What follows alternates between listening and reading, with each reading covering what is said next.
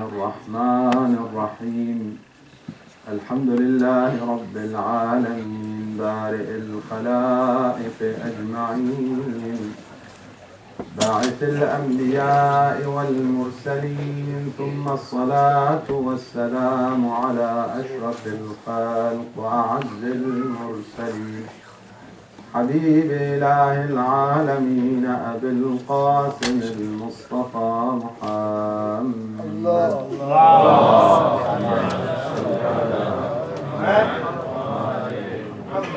وعلى آل بيت الطيبين الطاهرين المعصومين المنتجبين سيما بقية الله في الأرضين روحي وأرواح العالمين له الفداء بسم الله الرحمن الرحيم اللهم كن لوليك الحجة ابن الحسن صلواتك عليه وعلى آبائه في هذه الساعة وفي كل ساعة وليا وحافظا وقائدا وناصرا ودليلا وعينا حتى تسكنه أرضك طوعا وتمتعه فيها طويلا ترى ای ولی خدا من دوست دارم ز فرق سرت تا به پا دوست دارم اگرچه عاصی و گناهکارم ترا ای ولی خدا من دوست دارم یا ابن الحسن یا ابن الحسن یا ابن الحسن inshallah for the quick reappearance of Imam al-Hujjah and his well-being sallu ala Muhammad wa ali Muhammad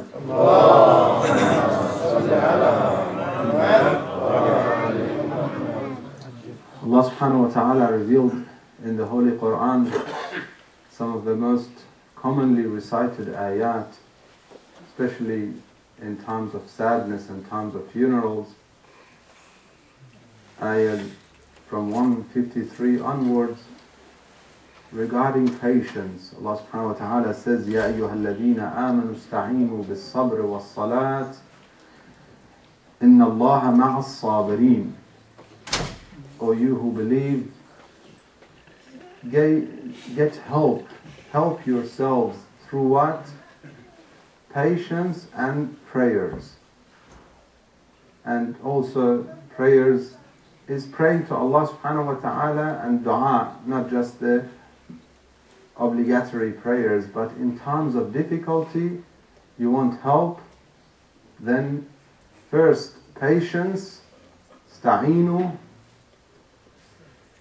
then salat, prayers. Inna Allaha ma'as sabirin. Allah subhanahu wa ta'ala is with the patient ones. It's a very great concept to think about. To be with the party of Allah subhanahu wa ta'ala is one thing, and for God to be with you is another thing. Inna Allaha ma'as sabirin. The deeper you look into the ayah, the more significant you realize the status of the patient ones. Sabirin is a maqam, is a status. I've discussed this many times. We have statuses and positions in this world, and we have positions and statuses in the hereafter. The ones of this world are only important for this world and are only temporary, unless they're linked to the eternal, they're linked to Allah subhanahu wa ta'ala. That's when they're high. You might ask, prophets, Ahlul Bayt, their position in this world is eternal. Yes, because they get it through the eternal being, through Allah subhanahu wa ta'ala. Otherwise, whoever becomes the most influential in politics of his time, dies, and soon afterwards, unless somehow they are linked to the eternal or to some great concept that Allah subhanahu wa ta'ala wants us to be part of. Inna Allah ma'as sabirin. Positions of the hereafter, one of them is sabirin. And God is with the sabirin. And whoever God is with, then la khawfun alayhim wa la hum yahzanun. They have no fear nor sadness. Neither of them. Neither fear nor sadness would they have ever. Neither sadness about what's in the past, nor fear about what is coming in the future. So calm, and they are so much at ease all the time. Peace. Why? Because they are sabirin. They are with Allah subhanahu wa ta'ala. Allah subhanahu wa ta'ala is with them. The peace that is Allah, as-salam, is with them. They don't have any more worries. Then Allah subhanahu wa ta'ala says, وَلَا تَقُولُوا لِمَنْ يُقْتَلُ فِي سَبِيلِ اللَّهِ أَمْوَاتٍ بَلْ أَحْيَاءٌ وَلَكِنْ لَا تَشْعُرُونَ. Do not say about those who are martyred or killed in the way of Allah subhanahu wa ta'ala, for the sake of Allah subhanahu wa ta'ala, do not say they're dead. They're living, yet you don't feel it. Even if we don't feel them, we don't see them with our senses, but they are there. They're in every heart. They're living. وَلَنَبْلُوَنَّكُمْ. We will test you. With what? وَلَنَبْلُوَنَّكُمْ has the one word has two types of emphasis. Lam للتأكيد and Noon للتأكيد. Two types of emphasis. It will definitely happen. We will surely test you. It's like saying we will surely test you, or surely, definitely test you. There's no doubt about that. With what? بشيء من الخوف والجوع ونقص من الأموال والأنفس والثمرات وبشره وبشر الصابرين. Again, we will test you definitely. With what? Hunger, lack of resources, sometimes bad economy. Then first khawf, which is more significant, fear. نعمتان مجهولتان الصحة والأمان. To have health is such a blessing that many of us don't recognize. The other one is to have safety, security. Going from your home to the shop and knowing that you will come back home. People in many countries, especially today in Syria, they don't have that. Shia in Pakistan, they don't have that.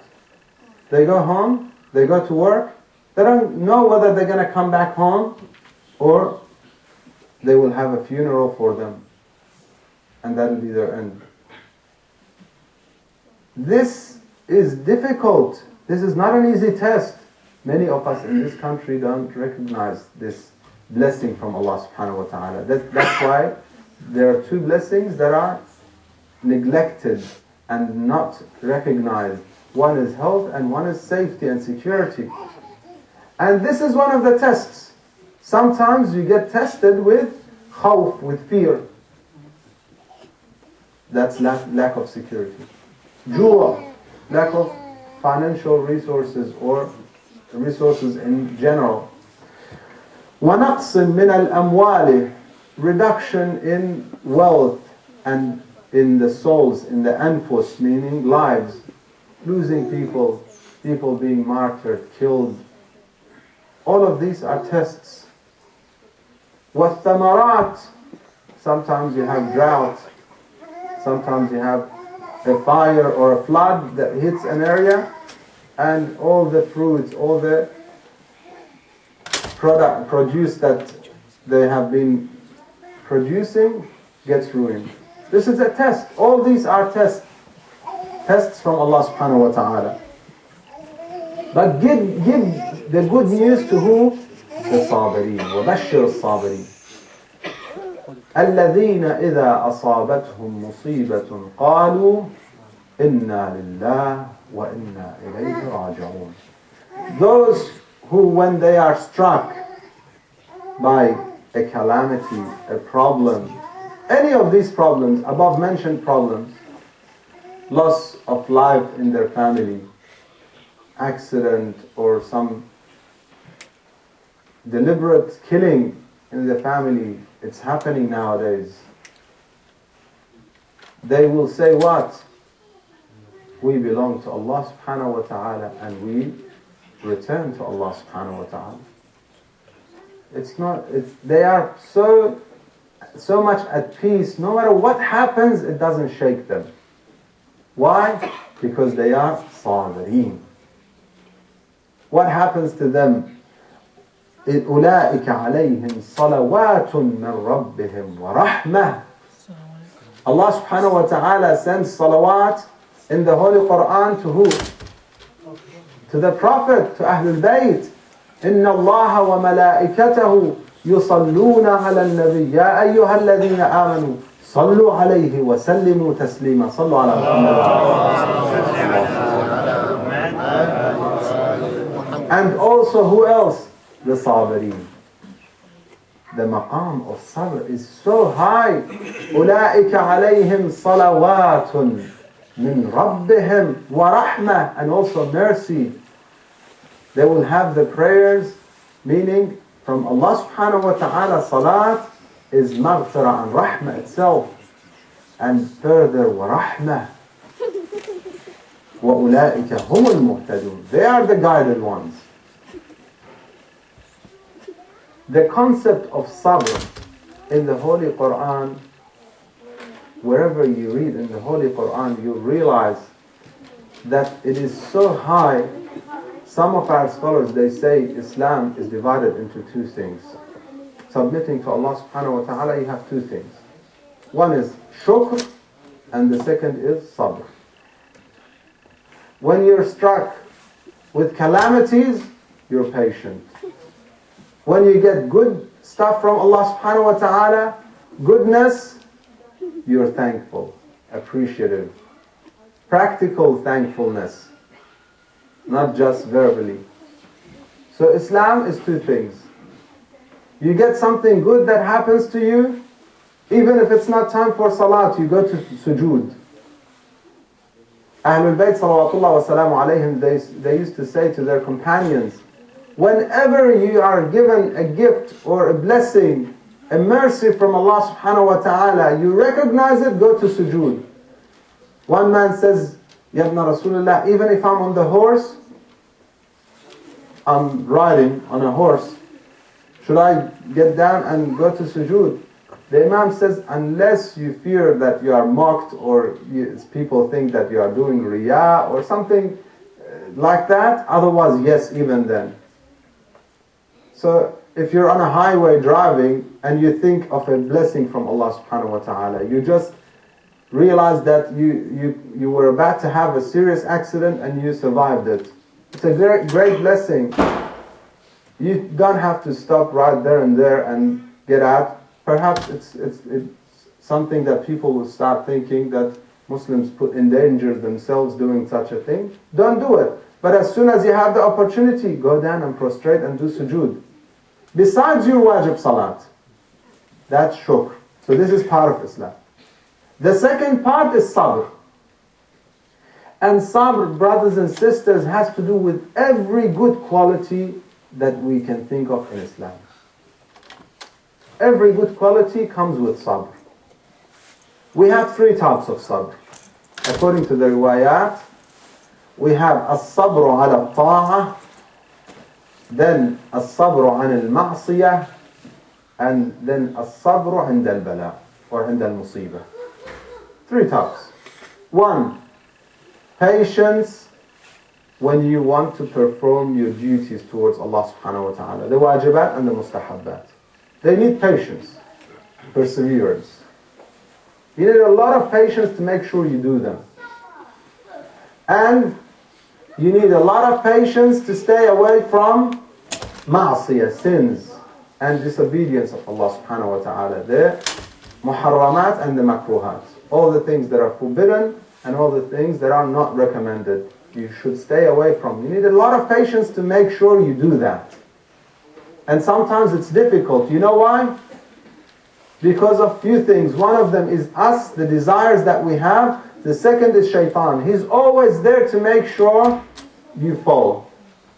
He is an open enemy. He declared a war against us before you were born. From the time of Nabiullah Adam, Abu Bashar.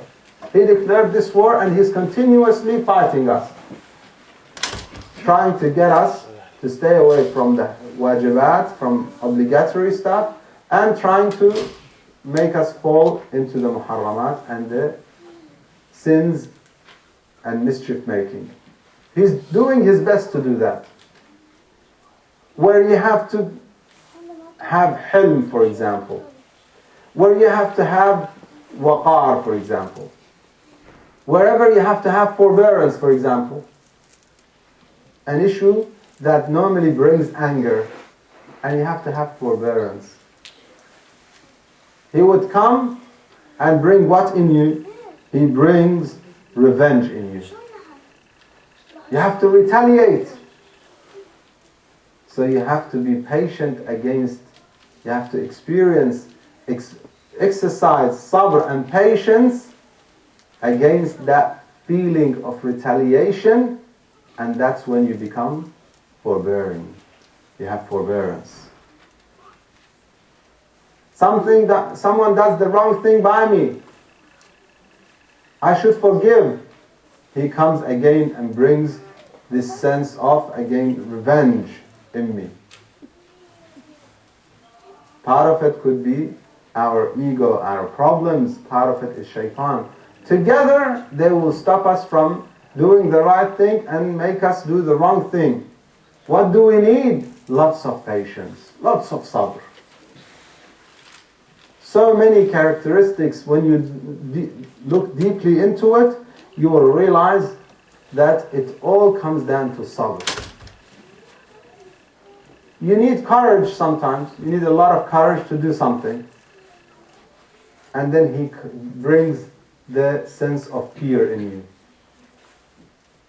You can't do it. Then you have to exercise patience and sabr to make sure you do have that courage to do something that you're meant to do. You want to be generous and give. You know that this is what you're meant to do. Someone is needy.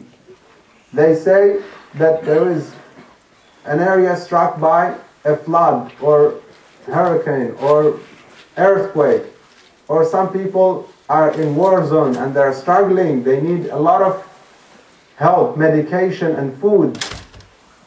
Let's donate towards that good cause. And you know that you can do it. Then he brings what in you? Greed in you. Don't do it. Sallallahu Muhammad wa ali Muhammad.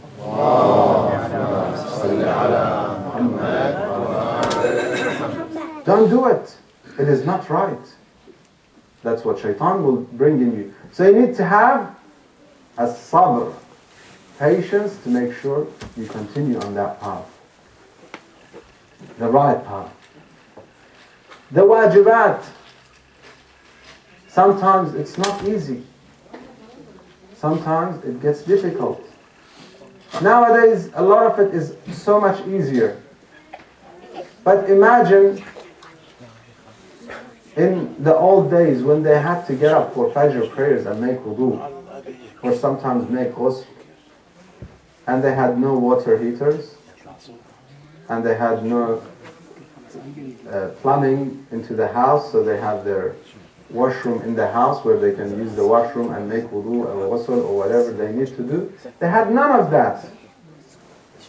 They had to go to a separate area where the water would be cold, make wudu, sometimes make ghusl. That needed a lot of sabr. Today, it's little sabr. You need to get up for Fajr prayers, for example, and you had a late night. All what needs is to say no to shaitan. When you set the alarm and the alarm rings, you get up and go and pray. That needs a little bit of sabr in the beginning, and then it becomes easier. Sabr ala ta'a, as-sabr ala al-ma'siyah, and finally, as-sabr 'inda al-bala or 'inda al-musibah. Sabr when calamities hit, when problems come. That is the difficult one. That could be very difficult at times. In the last 2 nights, I spoke about coming to everyone with peace, spreading peace, the message of Islam, the salam, the greeting of Muslims, coming around to people with peace. And last night I spoke about ihsan. All that as a mean of amr bil ma'roof and nahi anil munkar.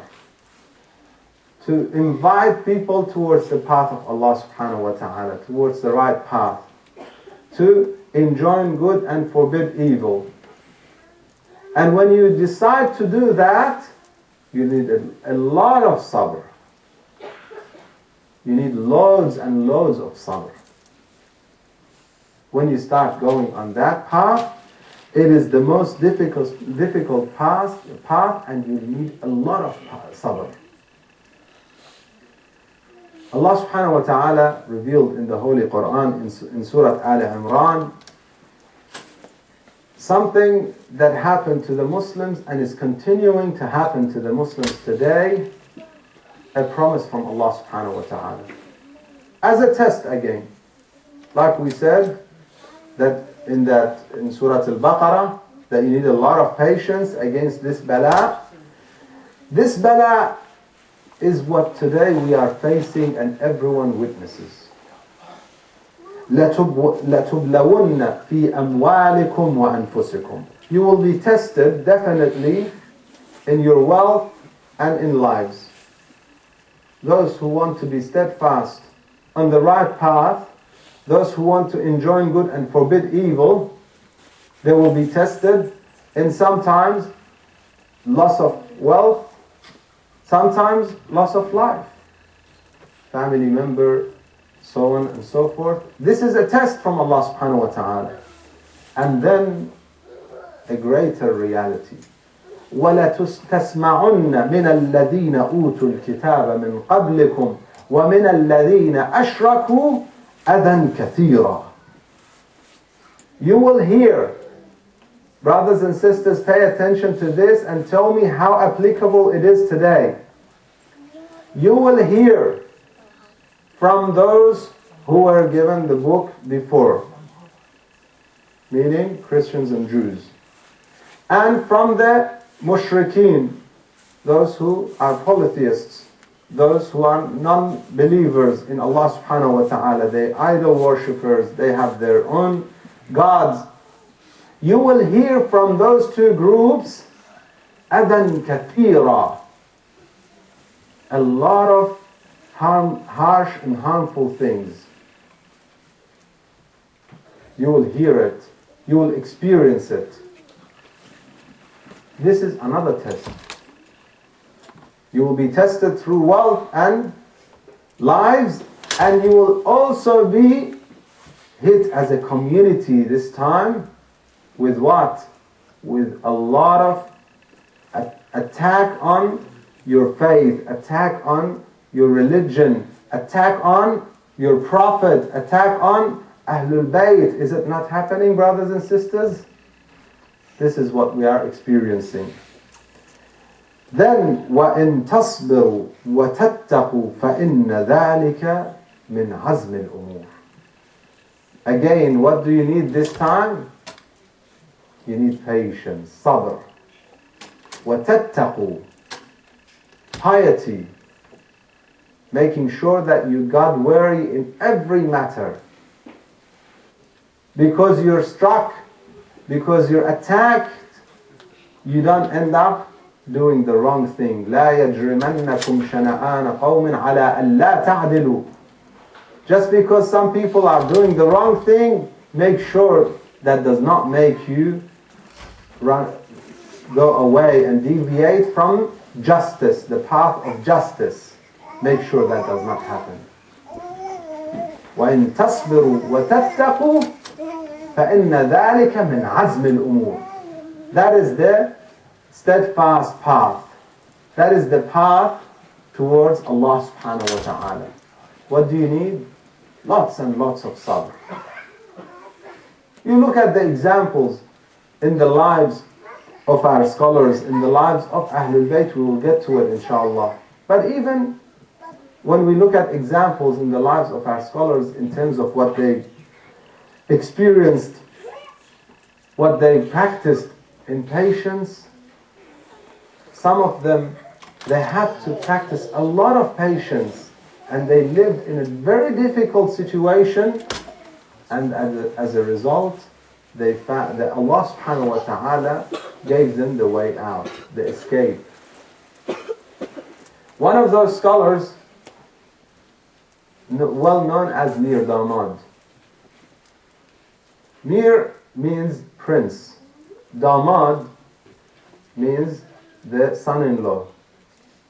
So he was the son-in-law of the prince. But why was he called that? It was a time where they had martial law.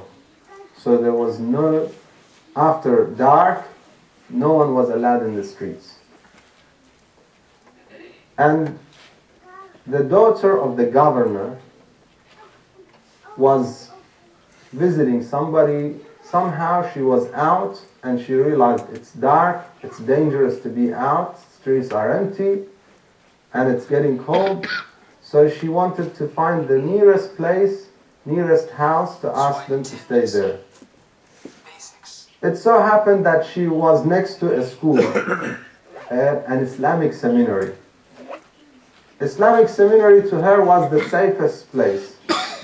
All of them are scholars studying religion. Therefore, they are pious people who would protect her. So she came into the Islamic seminary. It was late, looking at some room that the light is on. Winter nights, very cold nights in Isfahan, it gets really cold. So she was looking for a room, and when it's very cold back then, people would sleep really early. She found a room, the light was on. The candle or whatever they had was on. So she came and knocked the door. This young scholar opens the door. He sees a young lady asking to stay at his room. Why? What happened? She says, I have nowhere to go. And if I leave now, it's very dangerous in the streets. There are martial laws, you can't take me anywhere. He couldn't offer her to take her anywhere.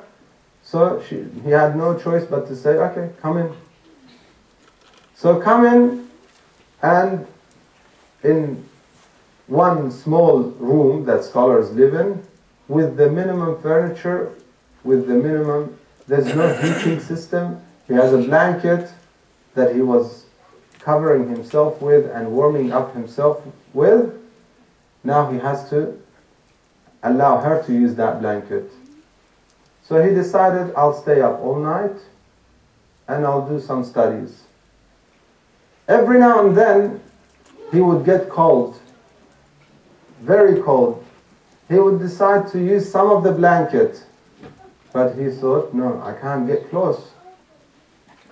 Eventually, the night passed, she woke up in the morning, she left, went to the castle where she lived with her family, and then later on during the day, some soldiers and some people came to the school asking for a student that they said last night the daughter of the governor was here.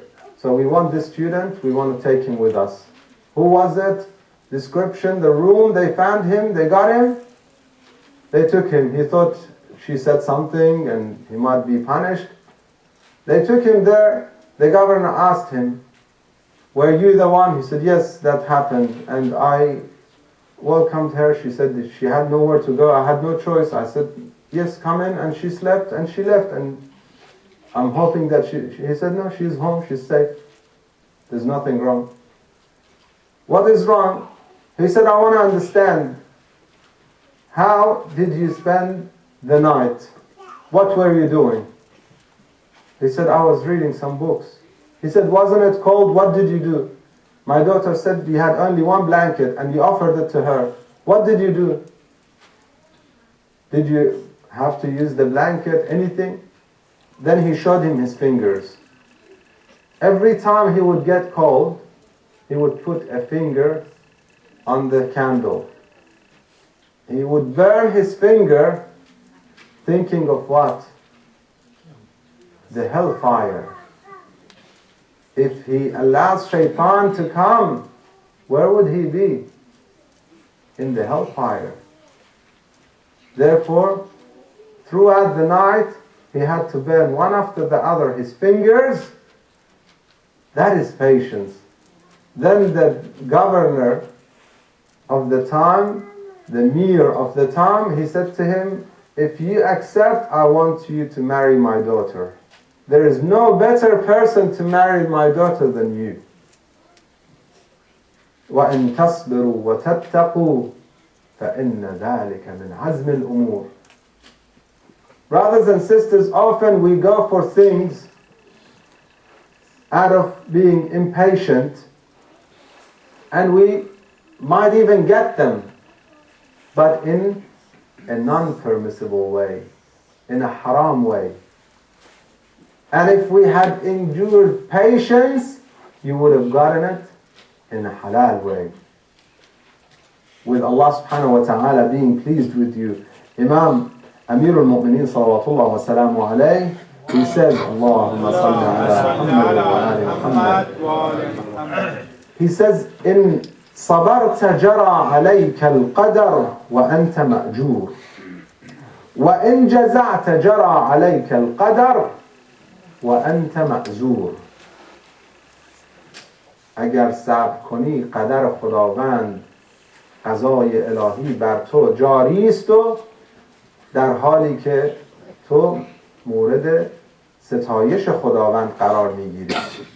و اگر صبر نکنی، اگر صبر پیش نداری، همون قدر بر تو جاری می شود، ولی در این حالت مورد خشم خداوند قرار میگیری. If you are patient, what is destined will happen. If you are patient, the destiny will happen, it will take its course while you are blessed by Allah subhanahu wa ta'ala, rewarded from Allah subhanahu wa ta'ala. And if you're impatient, if you are frustrated, jazat, frustration, what happens? The same thing. The course of destiny will take its place, will go on while you are ma'zur is the things that make us heavy, the sins and the ithm that make us heavy and make us not light on our journey in the hereafter. Therefore, the best path is the path of patience. When you decide to invite people in the path of Allah subhanahu wa ta'ala, when you decide not to assimilate, not to give up your values and the wajibat, some brothers and some sisters ask me, can we shake hands with the opposite sex? Is it okay for a guy to shake hands with a lady? We know jurisprudentially that we are not meant to touch. Male and female, there are borders, there are restrictions, we have to stay within those limits for our own good. Some of the sisters were in the lecture regarding hijab that I had for the ladies. As a reminder, I told them a society that follows the teachings of the Prophet and the guiding of Allah subhanahu wa ta'ala is a living society in every aspect. Part of it is the hijab. Part of it is the limit between men and women. It's a living society. And those who do not practice what Allah subhanahu wa ta'ala guided them to, those who do not follow the prophets, they are dead societies. And I can show you examples of dead societies versus living societies. Societies that might look alive, but in reality as human society, they are dead. يا أيها الذين آمنوا استجيبوا لله وللرسول إذا دعاكم لما يحييكم.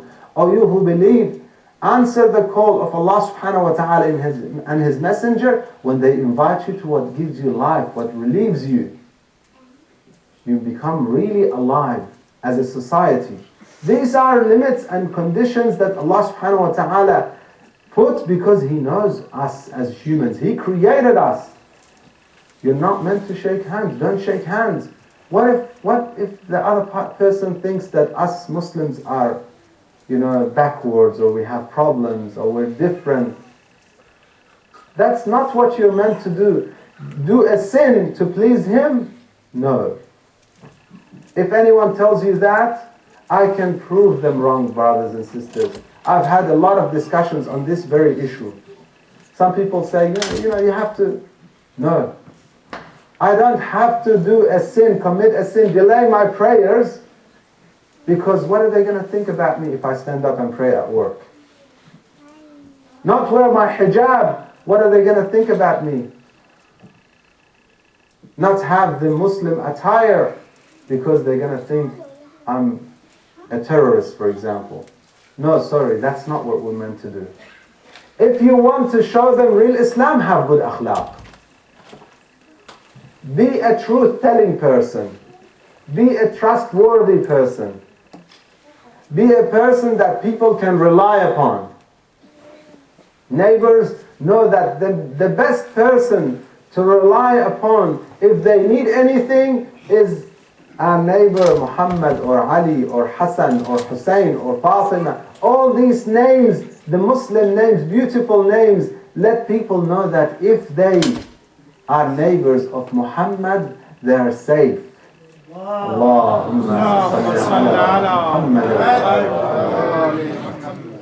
And be patient when they are not very good with you. Don't get frustrated.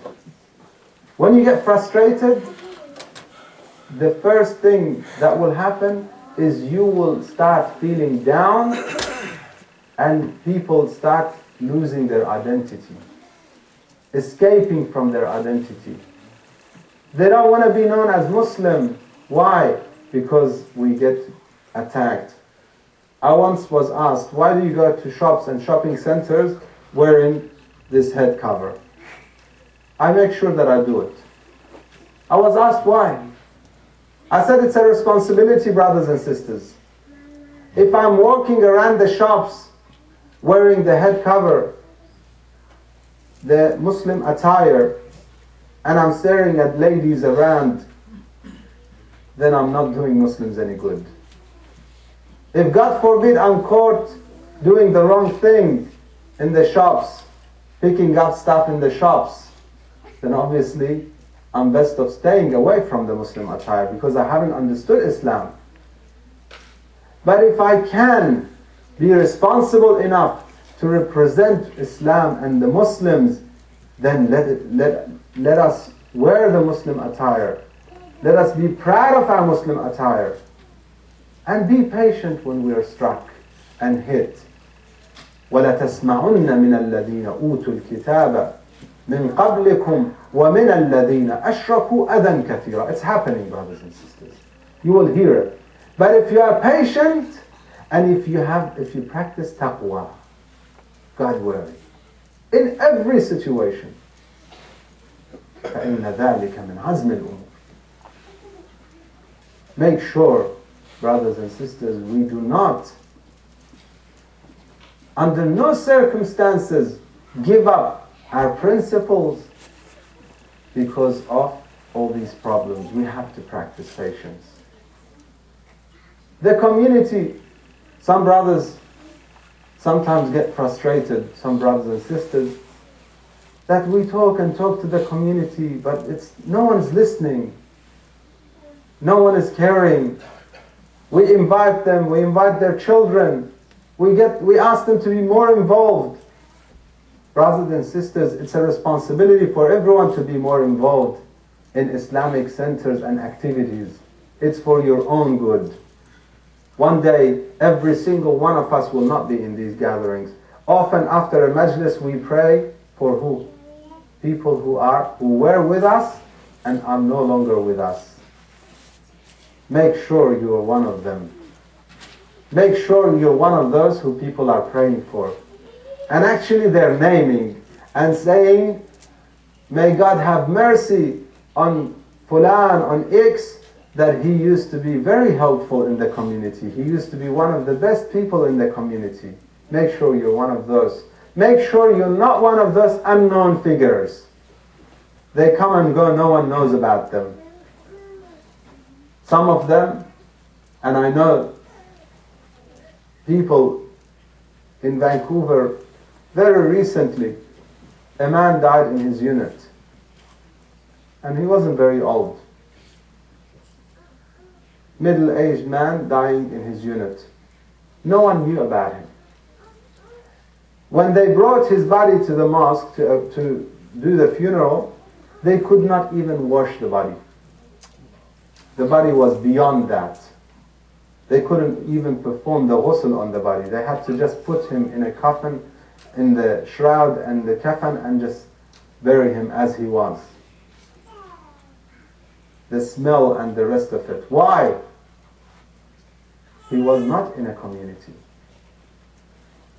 Brothers and sisters, make sure that you take part in the community. You come. And if you are one of those who comes and you're inviting others and they're not coming, don't be frustrated. Don't have jaza. Be patient. Have perseverance. Keep on doing it.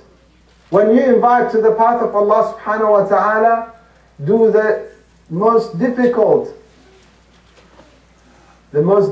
marketing method people say is door-to-door knocking. I say to people, do it for Allah subhanahu wa ta'ala.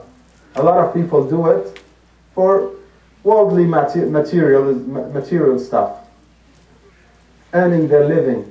Do it for Allah subhanahu wa ta'ala. You get the most reward.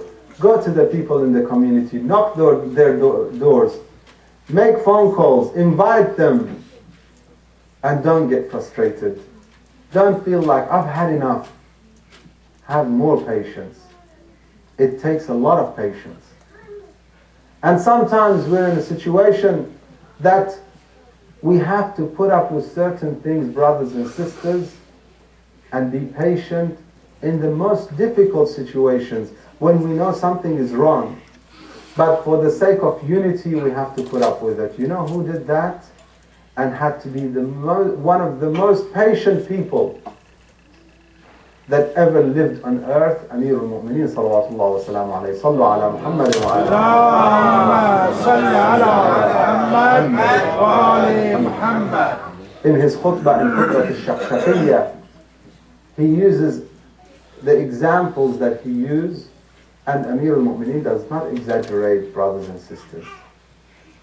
He said, فَصَبَرْتُ وَفِي الْعَيْنِ قَذَى وَفِي الْحَلْقِ شَجَى. Like imagine you have some sand or some piece of wood or something stuck under your eyelid, in your eye. Who can tolerate that? How long can you tolerate that? Amir al-Mu'mineen said, I was patient those 25 years, while the whole time it was like I had the qadha in my eye, that sand that always hurts in the eye, and like I had some bone stuck in my throat. Something stuck in your throat and you want to get it out. Amir al-Mu'mineen was patient for 25 years in that type of patience. Why? For the sake of the unity of the ummah, of the Muslims. Sometimes we have to be patient. Sometimes people are praising a personality that we know it should be cursed, but we have to be patient. Like Amir al-Mu'mineen was patient. Like Imam Hassan alayhi salam. Next week is the anniversary of the martyrdom of Rasulullah and Imam Hassan salawatullah wa salamu alayhi. Allahumma salli ala Muhammad wa ali Muhammad. Brothers and sisters, make sure you attend for the funeral and for the commemoration of Imam Hassan alayhi salam and Rasulullah sallallahu alayhi wa sallam, in which Allahumma salli ala Muhammad wa ali Muhammad, in which we remember the patience that the Prophet had to endure during his life. The patience that Imam Hassan as-Sibt al-Akbar had to endure even with a character that the Prophet cursed him and his whole family. A character that fought against his father Amir al-Mu'mineen, the Khalifa of his time. This character that deceived Muslims, Muawiyah, may God curse him and his family. That is what the Prophet did. This character, he had to be patient with him. He had to write, under the circumstances that he was in, he had to write a peace treaty with this personality. How much patience does that need? Knowing who Muawiyah is, do you think Imam Hassan alayhi salam preferred to have peace with Muawiyah? Do you think Imam Hassan alayhi salam would not have preferred martyrdom than to write that peace treaty with Muawiyah? If anyone thinks so, they are wrong, brothers and sisters. Imam Hassan would have much rather been martyred and cut into pieces. If that was his responsibility, he would have preferred that over signing a peace treaty with Muawiyah. But his situation and the condition was such that he had to have peace. He was expected, his duty by Allah subhanahu wa ta'ala, to make sure that the course of Islam takes its time, and this deceiving personality does not abuse the uprising of Imam Hassan alayhi salam and does not finish Islam as he was planning. As he himself said, that I would rather bury the Islam and the name of Rasulullah sallallahu alayhi wa sallam. Sallu ala Muhammad wa ala Allahumma salli ala Muhammad wa ali Muhammad. So Imam Hassan had to be patient. Patient over the most difficult, but he had to be patient. Brothers and sisters, jaza and frustration does not bring anything. And if you practice patience again and again and become amongst the sabirin, you get the support and the aid of Allah subhanahu wa ta'ala. وَاسْتَعِينُوا بِالصَّبْرِ وَالصَّلَاةِ. In the end, إِنَّ اللَّهَ مَعَ الصَّابِرِينَ. One of the patient ones was Zaynab salamullah alayha. Allahumma salli ala Muhammad.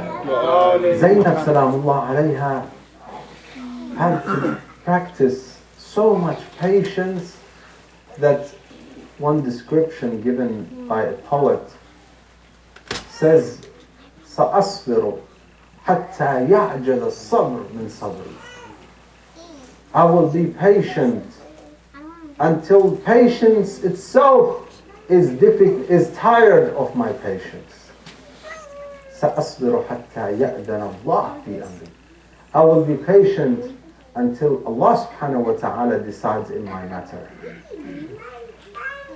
The patience that Zaynab salamullah alayha practiced is all types of patience. الصبر على الطاعة, الصبر عن المعصية, and الصبر عند المصيبة. الصبر على الطاعة, Imam Zayn al-Abidin salamullah alayhi, he says, I came one night with all the calamities that had struck during the trip towards Sham. And I saw my auntie Zainab praying Salatul Layl. Brothers and sisters, think about it. She is in the most difficult situations.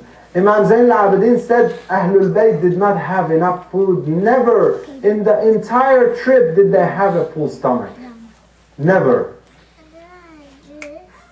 In that kind of situation with children always missing and she has to look after them, not only on the day of Ashura, throughout the trip, read the history and read what happened to Ahlul Bayt throughout that trip. Children will fall because of the difficulty and because of how they were treated, and they would go missing, and Zainab Salamullah alayha would have to look for them. Throughout all that, she was still standing and praying Salatul Layl. And sometimes she would sit down. Imam Zain al-Abidin said to her, Amma Zainab, I see you praying sitting down Salatul Layl. She said to him, the hunger and the tiredness of this difficult trip does not allow me to stand for my Salatul Layl anymore. Night prayers, brothers and sisters. This is the sabr ala ta'ah. And you want sabr ala al-ma'siyah? In the most difficult situations, what would one do?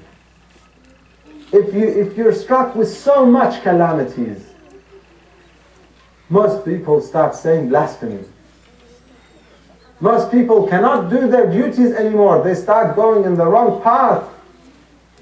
Zainab Salamullah alayha, she did nothing but what was expected from an imam.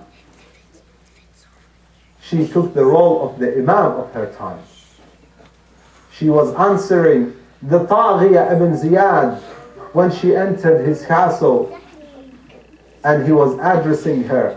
The Mal'un was addressing. Initially he was asking, who is this lady? Only if you know who Zainab is, you will realize what that situation is. When Zainab Salamullah alayha was born, the Prophet was not in Medina. It was few days until the Prophet came. Amir al-Mu'mineen said, I will not name her until the Prophet names her. The Prophet came, and you know what he named her? He named her adornment for the father, Zainu Ab. Zainab, adornment, what beautifies her father, because she really beautified her father. Because in Kufa, they remembered Amir al-Mu'mineen, and the words of Amir al-Mu'mineen when they heard the voice of Zainab Salamullah alayha. The words of Zainab Salamullah alayha, beauty of her father. That is Zainab. In the house of Prophet, she had the most honor, and now in the castle of this Taghiya, this son of the adulteress, that's what she called him, because that's what he was, Ibn Marjana. He says to them, who is this lady? She does not answer him. After a few times they tell him, some of those people say to him, this is Zainab Salamullah alayha. Then he addresses her. He says, Alhamdulillah alladhi fadahakum. Thank Allah that He has humiliated you. She said to him, look at the words of this strength of this lady. The patience of this lady and the strength of this lady. She says to him, إِنَّمَا يُفْتَضَحُ الْكَذَّابِ. The real humiliated one is the liar. And it is not us. Meaning it is you. And then in another places, she called him what he really was. This was Zainab Salamullah alayha. And the patience on the bala. You want to know, you want to see the bala that Zainab went through? The one who could not depart from Imam Hussein alayhi salam. When she was about to be married to Abdullah ibn Ja'far, the son of Ja'far al-Tayyar, when Imam Amir al-Mu'mineen was marrying her off to Abdullah, he said, Zainab, my daughter has a condition. She gets married, but she has to have a permission as a condition of her marriage, that every day she has to visit Abu Abdullah al-Hussein. She cannot depart from him. And if he ever goes on a trip, she has to have the permission to travel with him, because she cannot depart from Abu Abdullah al-Hussein. This was Zainab. And on the day that she was departing, although she had a condition, but out of respect she came and asked for permission from her husband, and he said, yes, go my dear. Wife, she went, she's ready to travel. And one of the companions came and said, Ya Abu Abdullah, you are going, and you know that there is nothing but martyrdom for you and your companions. Everyone will be martyred. And if you take the ladies with you, they will be taken as captives. Don't take the ladies with you. Before Imam Hussein could answer, you know what Zainab said? She came out of her mahmal on her camel, and she said to him, you want to separate between me and Abu Abdullah? This is not possible. Leave us alone. This was Zainab salamullah alayha. And she went. Now this Zainab that she could not depart from Abu Abdullah al-Hussein has to farewell Abu Abdullah al-Hussein, the musibah of the farewelling.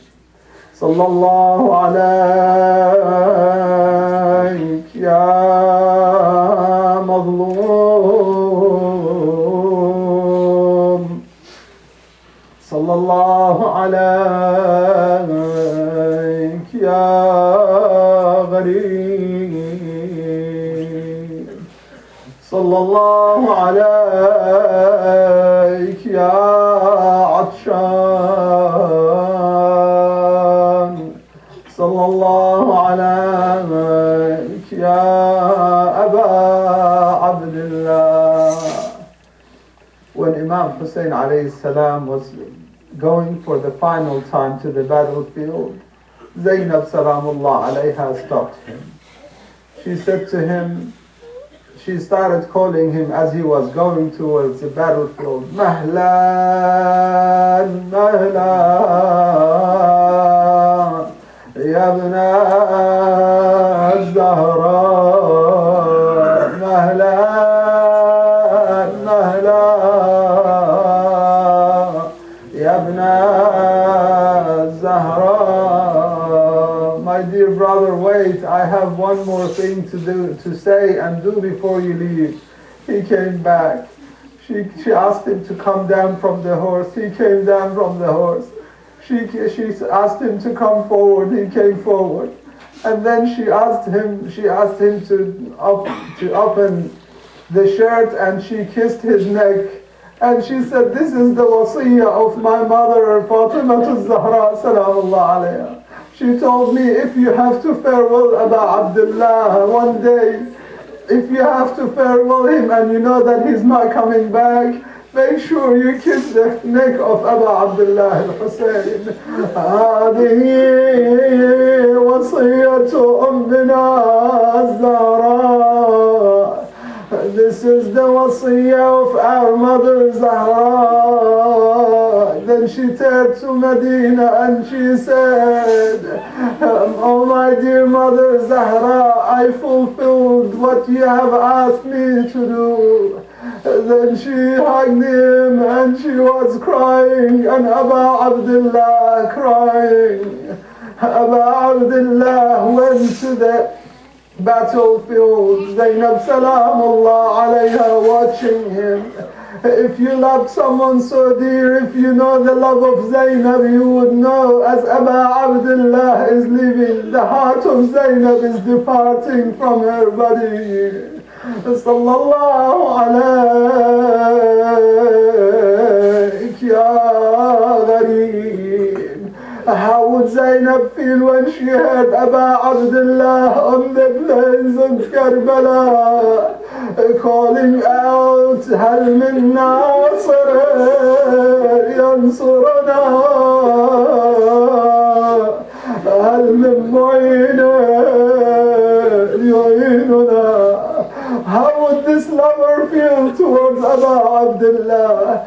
She came to Ibn Sa'd al-Mal'un. She said to him, Ibn Sa'd, Ya Ibn Sa'd, يقتل أبا عبد الله في منظر منك. Abu Abdullah is being martyred while you're watching, oh Abu Sa'd. Ibn Sa'd, Zainab Salamullah alayha had to watch all that. Sallallahu alayk wa ala ukhtika al-masa'ib Zainab. Then when she came to the body of Aba Abdullah after he was martyred, she started calling Rasulullah wa Muhammadan Sallallahu alayka Malik as-Sama. Hada Husayn bil-Ara مسلوب العمامة والرداء. Oh Rasulullah, this is your son Hussein, martyred on the plains of Karbala. This is your son Hussein. They have taken everything, including his amama of him.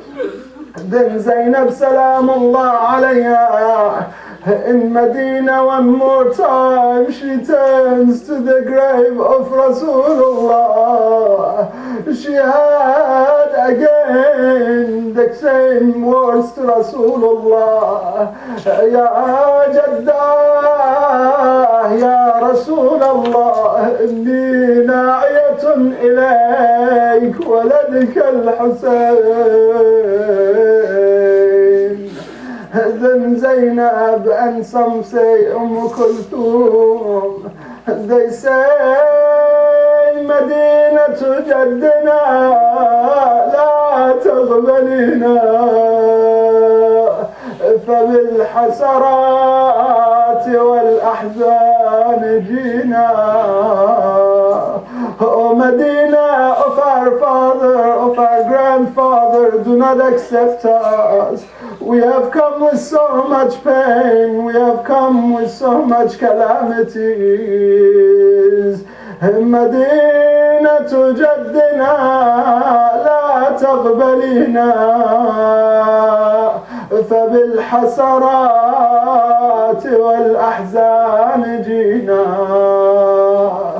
خرجنا منك بالأهلين جمعا رجعنا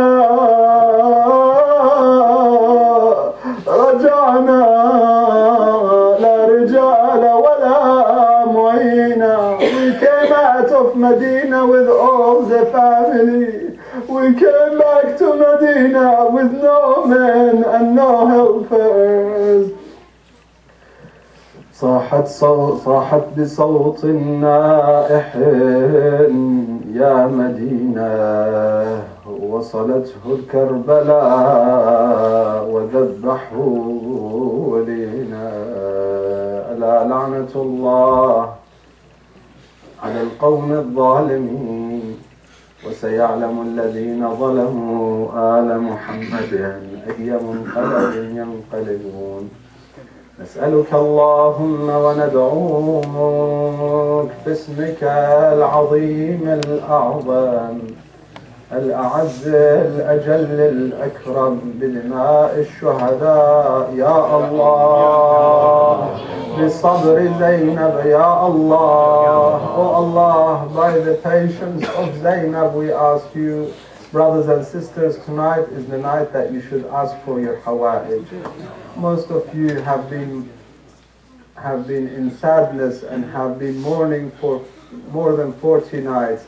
From the beginning of Muharram you've been mourning, and tonight is the night that you ask for your hawa'ij, for your needs, and you ask Allah subhanahu wa ta'ala by Ahlul Bayt, by the beloved Ahlul Bayt, by the status of Ahlul Bayt, by the patience of Zainab salamullah alayha. إلهي بمحمد وعلي وفاطمة والحسن والحسين. إلهي بأم المصائب زينب يا الله. إلهي بالتسعة المعصومين من ذرية الحسين يا الله. إلهي بالحجة يا الله استجب دعواتنا يا الله اللهم عجل لوليك الفرج والعافية والنصر اللهم اجعلنا من أنصاره وأعوانه اللهم وفقنا لمراضيك اللهم جنبنا معاصيك اللهم اجعل عواقب أمورنا خيرا اللهم اجعل عواقب أمور أبنائنا وذرياتنا خيرا يا الله Oh Allah, make us on the path of your obedience away from the path of disobedience. Oh Allah, make us and our family and our children on the right path until the moment of our death. Oh Allah, have mercy on all our martyrs, our mu'mineen and mu'minat, those who passed away from our gathering. Oh Allah, have mercy on us. Oh Allah, have mercy on all the martyrs and all those who passed away, including the martyrs and those who passed away from our gatherings, mu'mineen and mu'minat. Oh Allah, send patience to the hearts and to the souls of all the believers who have patience and who have been struck by calamities. Oh Allah, make us amongst those who listen to what's said and follow what's best. We send the reward of Fatiha مع الصلوات على محمد وآل محمد. اللهم صل على محمد وآل محمد. بسم الله الرحمن الرحيم. الحمد لله رب العالمين الرحمن الرحيم مالك يوم الدين إياك نعبد وإياك نستعين اهدنا الصراط المستقيم صراط الذين أنعمت عليهم غير المغضوب عليهم ولا الضالين. بسم الله الرحمن الرحيم قل هو الله أحد الله الصمد لم يلد ولم يولد ولم يكن له كفوا أحد. Brothers and sisters, brothers